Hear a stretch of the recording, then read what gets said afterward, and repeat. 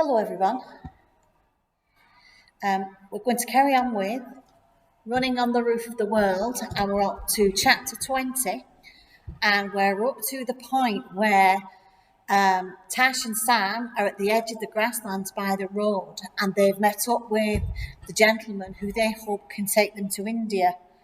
But if you remember, they have the two yaks with them, Eve and Bones, and Jimper says that he will go without them because they want to take the yaks with them, but Jimper doesn't think that they can manage both yaks at the same time.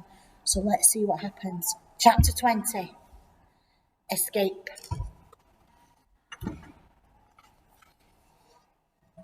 Tash, get the yaks inside. Sam sprints to the front of the truck. He stands in the middle of the road, placing his hands on the bonnet. The engine revs. Be careful, I shout. I try to think straight. A yak is used to being on the grasslands, miles and miles of open space. Being forced into a truck must make them feel trapped. If they can't see, maybe they won't be as scared. I rip the bottom of my skirt. The woman rushes to help me. She holds Eve's nose while I fasten the fabric around her head. You're safe, Eve, I whisper into her furry ears. I lead her in a circle before I step up the ramp. She sniffs the air with her large nostrils. I nudge her forward and she takes another step. The fabrics swing against her head and I tie the ends together out of the way. The truck's engine shuts off. Get out of the way, shouts Jimper. I can't make out what Sam says.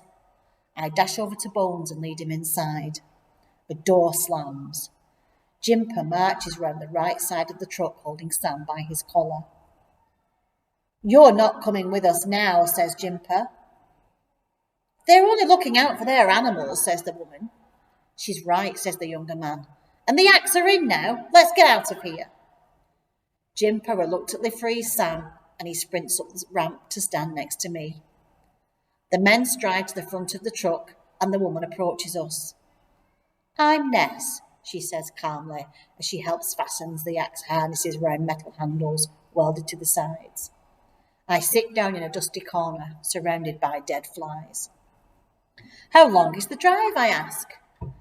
12 hours, Ness replies as she reaches out for one of the truck doors. What do we say if we get discovered, asks Sam. Jimper leans into the remaining opening. There'll be nothing to say at that point. If I bang from the front, you must hide immediately. He slams the metal door and it shakes the whole truck. The squeaky latch is pulled across. We're locked in. Don't mind them, says Ness. The events the other day have shaken them, that's all. The engine rumbles and the rickety truck starts. It jolts over bumps and I'm thrown into the air for a split second. The yaks stamp. I have no idea where we're going, but at least we're moving. Chapter 21, Photograph. Sam shines the torch round the truck. It's as colourful as a temple.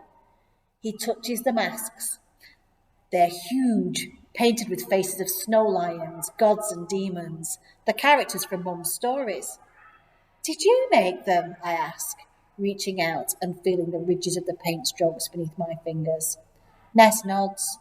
I was a painter in a monastery. You're not wearing robes, says Sam. I know, she says. I've left. Why? I ask, talking loudly over the rattling engine. It's not the same monastery anymore. It has changed since all the new laws.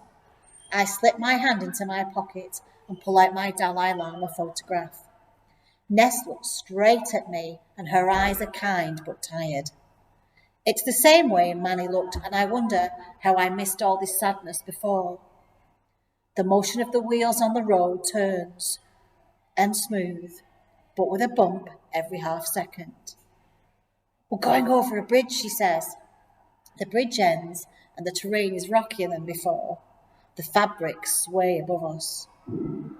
My friends made the journey, says Ness. My sisters from the monastery. To India? Asks Sam. She nods. I know the way. I memorised the map in case I wanted to join them. Have you heard from them? I ask. There's no way of getting information over the border, but I think they made it safely. I can feel it, she says. Several hours later, we stop to eat. The door creaks open and I climb out next to a river. We take it in turns to lead the yaks back and forth to exercise on a grassy bank. Have you had any more idea about the code? I whisper to Sam. He shakes his head. Come and eat, says the younger man, ushering us back to the truck. I shove the letter back in my pocket. We gather inside, looking out through the open back door. The river, the mountains and the sky are all a different shade of blue. Jimper is hunched next to a small gas burner cooking. He passes me a bowl of warm thukpa. I slurp up the thick soup and noodles. Most of Asia's rivers come from up here, he says, gazing at the raging water below us. That's Danchu, the Dry Chu, and the Ma Chu. I nod. I know that the rivers begin as glaciers before flowing into India, Thailand, or China. We need to drop them at the base of the path to India next to the river, says Ness. Well, that's easier than trying to sneak them and the two huge yaks into Lhasa, Jimper smiles. I sidle closer to the burner for warmth and watch the flame roar. I smell the gas and feel the heat. The vision round the corners of my eyes dissolves. I see a man within the centre of the fire and watch the flames billow around him. Chapter 22, Checkpoint. Back on the road, the gears shift and the truck struggles uphill. We should try and sleep, says Sam, while we can. I close my eyes, but they are jerked open again as we slam round a corner. I'm full after eating and hold my stomach.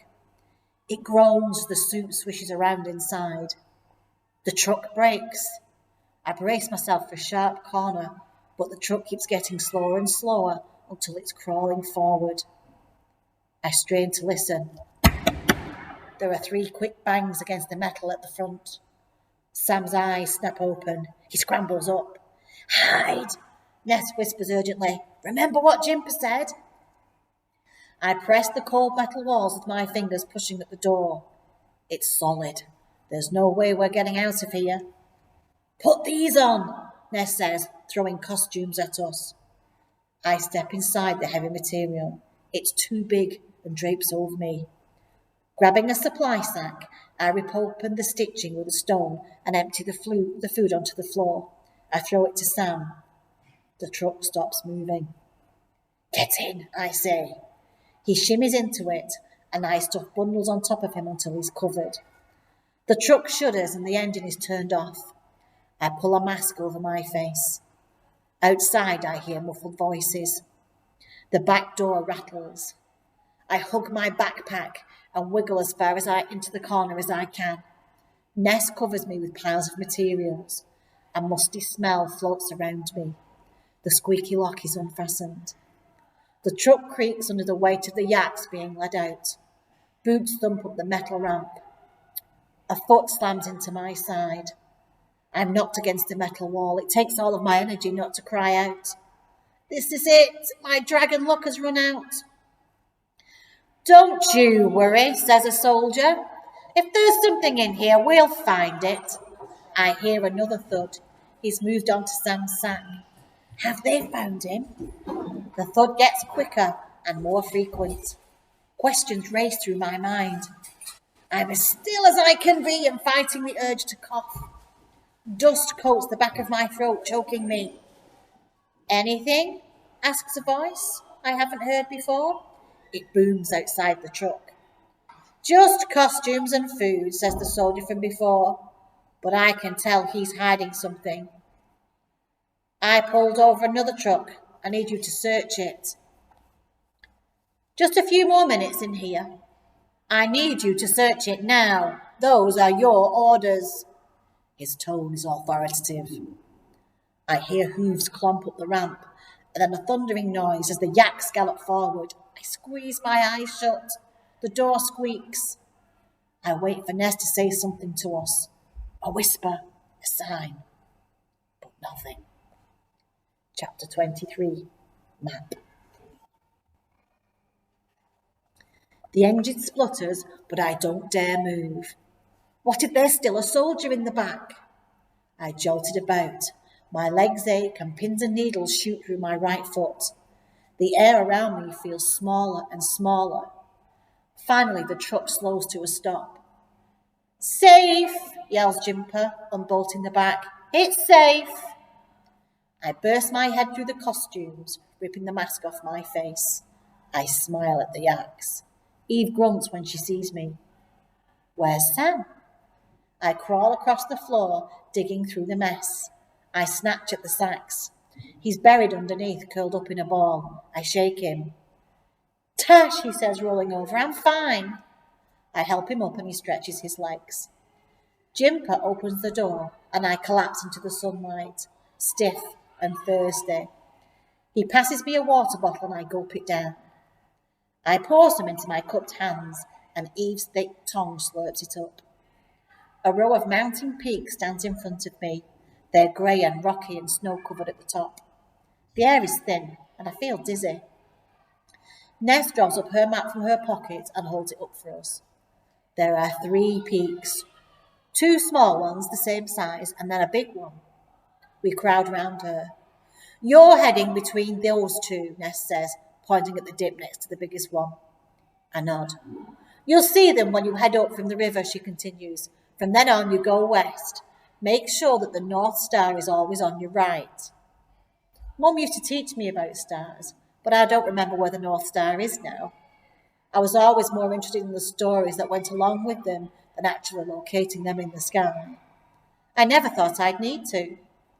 I try to concentrate on the directions, but I can't help feeling we're in the middle of nowhere, miles and miles away from home. Where's the river? Asks Sam. Go over that hill and you'll hit the river. Continue upstream until you reach the tree that was split by lightning, then cut straight up into the mountains. Sam repeats everything Ness says under his breath. Keep away from the paths. The army patrol this area, warns Jimper. You can't be seen by anyone. It's the only route up to the mountains, and the army will be on the lookout for people trying to escape over the border. They even pay the nomads to be informers. I shiver. It's up to us now. And even when we get home, it will be different. A man set himself on fire, and nothing will be the same again. Chapter 24, River. Jimper slips a bundle of notes into my palm. It's our money. We don't need it, he says. And it's good to meet some young warriors. Thank you, I say simply. Ness runs from the back of the truck, clutching a bag. You'll need this, she says. I peer inside. It's full of precious jerky and barley. Nestled between it are all the silver prongs of the gas burner. Take it, she says, climbing back in before we can refuse. Jimper pulls off, sticking his hand out of the window and waving. The truck disappears. We're alone in the mountains with one way out. Sam loads the bags onto the yak.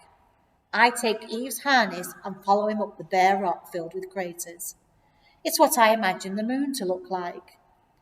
As soon as we're away from the road, we stop and look at the code again. It has to be something to do with the pictures of a quarter moon, I say, pointing at it. Otherwise, why would they be there? Yes, I think you're right. I grin at Sam. I bet this is what it would be like if we were in the secret resistance together. Sam looks thoughtful.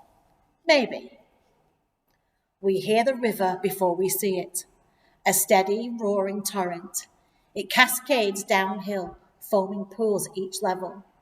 I rush towards it, scoop the icy water into my hands and splash my face. Look out, says Sam, jumping past me in his underwear and landing in the water with a splash. Droplets hit me, and I take off my clothes and slide in, washing the dust away and the mess. The yaks lap the water as we dry off in the strong sun. We move more quickly after that, through the rock gorge carved by the frothy river. The yaks carry our supplies and we walk next to them. Birds dip and dive in the water. I need a break, says Sam, resting on a boulder. Dad says it's easier to get your breath back if you take a break by standing still, I say, stopping too. Well, I'm not going to argue with your dad, Sam smiles, but my legs could do with a rest. I perch next to him, and a line of ants crosses the boulder. I'm careful not to squash any as I sit down. I know that every life is precious. And we're going to stop there, and it'll be chapter 25, stars next time. Hope everyone's all right, and I hope that you're looking after yourself and you're keeping well and you're maintaining social distancing through this period of national lockdown. We do miss seeing everybody, so keep well, and we'll see you soon. Bye bye.